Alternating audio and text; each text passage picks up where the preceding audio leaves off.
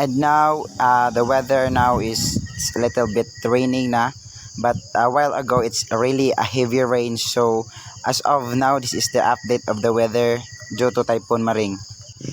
Because of the strongest one, Typhoon Maring, the crops here like corn are they are laying down.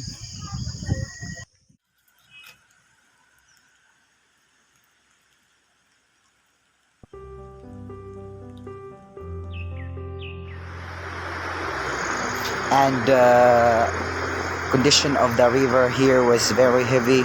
So as of now, the waterfalls in this area, Kamba is temporarily closed due to the Typhoon Maring.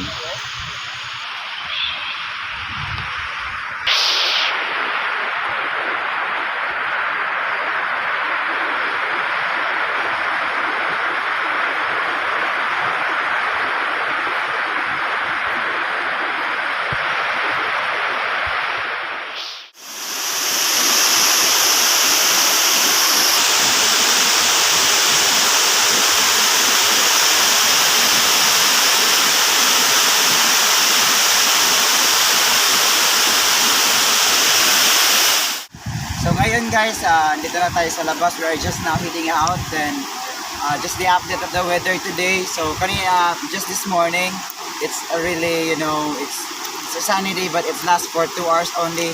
And then for the remaining time, it will be, it's a windy and it's with heavy rain. So just the update now, the river is like turning into dry.